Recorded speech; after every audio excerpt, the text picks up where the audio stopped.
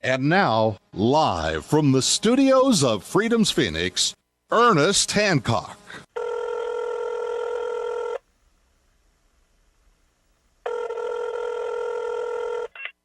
Thank you for calling Danconia Copper. This is Francisco Danconia. We are making no official statement regarding the nationalization of San Sebastian mines at this time. I offer you only this thought. They say that money is the root of all evil. But have you ever thought, what is the root of money? Money is a tool of exchange which can't exist unless there are goods produced and men are able to produce them. Money is the material shape of the principle that men who wish to deal with one another must deal by trade and give value for value. Money is not the tool of the moochers who claim your product by tears or of looters who take it from you by force. Money is made possible only by men who produce. Is this what you consider evil? If you agree with what I have said, then I ask you to see Atlas Shrugged Part 1 in theaters April 15th, 2011. If not, then good day and good luck. Good day and good luck. This has been an opportunity that we've been waiting for a long time. I'm kind of interested in how they plan on promoting this when they haven't really made use of the explosion on the. I guess they have. I haven't seen it. You know, it's just they're going at it from a different perspective. I guess I'm not sure, but we want to break out here in Phoenix. We're going to show them what street act can do.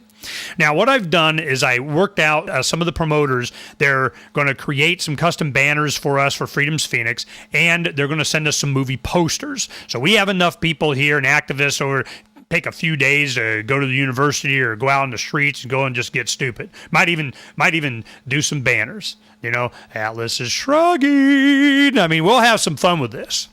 So I really encourage you to, those of you here in Arizona and certainly in the Phoenix area, to take advantage of this. We're going to have some fun. You know, we're going to really push this. We're going to show them what for. We're going to say, you know what? When Atlas Shrugged 2 and 3 comes out, you won't be forgetting about Phoenix now, will you? No. Nope. Wouldn't be prudent because we're going to show them what's up. We're going to sell out as quickly as possible, see what's up. So make sure you guys pay attention to that. Now, what is the impact? I want to talk about this for a little bit because I read Atlas Shrugged first when 1994, and it was required reading. Everybody's like, okay, well, you can't say you understand anything until you read Atlas Shrugged. Well, okay, fine. And I see why. I understand what their point is. I mean, she just hammers it, but I got something out of it that maybe a lot of people didn't that I did, and it was this. It was a prediction.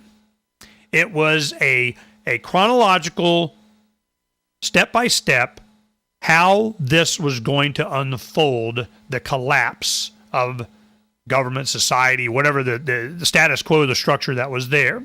Because think about it. You know, a lot of people I'm hoping a lot of people that listen to this show understand what she meant by Atlas Shrugged. Because the mythology was that Atlas, holding up the world, supporting the world on his shoulders. Well, what happens when the people that support the world, the people that are productive, the ones that create the jobs, the ones that have the inventions, that produce, that make life possible the way that the lifestyle and the standard of living that we have now. There are individuals that do this. Individuals that come up with the better mousetrap. Individuals given the freedom and the opportunity to profit from their work, to benefit from the voluntary trade with others, to promote it, to whatever, not to be socially and economically engineered in the service of the man. These are the people. What happens when they are so oppressed? When they are so, the disincentive is such that they're going, you know what? I'm not doing it. Or I'm sure as heck not doing it here. I'm going to do it somewhere else. Or I'm just going to go underground or whatever. That's what's happening. I know these people. You don't think you do either? Yeah, they're called the companies going to Mexico and China. That's who. Ayn Rand made it very clear that when the productive people of society finally just say, look, I'm not carrying this weight anymore. I'm done. They just shrug off the world. Atlas shrugs. He just shrugs it off. I'm done. What happens? when the mind of humanity goes on strike. You think it's not happening, it already is. This movie, when it comes out, if they were true to it, and that's where Atlas Society came in, they tried, consult and make sure that they didn't say something stupid. If this movie emphasizes this point, and it is so timely with what's going on right now, it will have a lasting impact on this culture and around. And then part 2 and 3 get made. Yeah, with a budget. So we're going, okay. And it looks like a quality piece. You go up to Freedom's Phoenix right now, and you can see some of the trailers. Now, that piece that I just sent you is a promotional piece that they have from one of the characters in the book reading a voicemail. He's like, hey, man, let me tell you what's up. So I'm really seeing that we have a short time.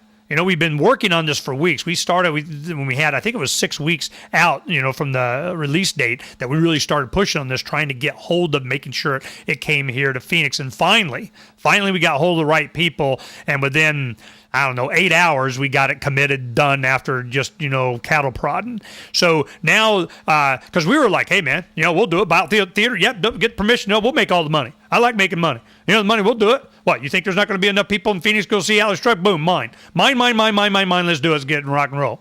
And they're like, yeah, so I guess they decided that they'd take advantage of our enthusiasm and go ahead and do a release here as one of the major cities, and then they can benefit, which is fine, because I just wanted to get it done. But you guys get first notice that these tickets are going on sale. And, of course, we'll have some fun with it and help with the promotion and putting stuff out and be their best as buddies. But it's more than that. It's how many minds can we free, and how can we use this movie to do that very thing? Because a lot of people are visual.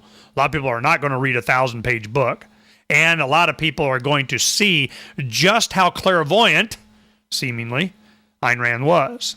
Because what I got of it in 94 when I read the book was, I go, oh, okay, I can see. She wrote this in the 50s, had a big impact then. The same, we rule you from on high people were having the same criticism for the same reason. No, people got to be controlled, and, this Francis Bellamy thing, we rule you, and we're going to do what we got to do.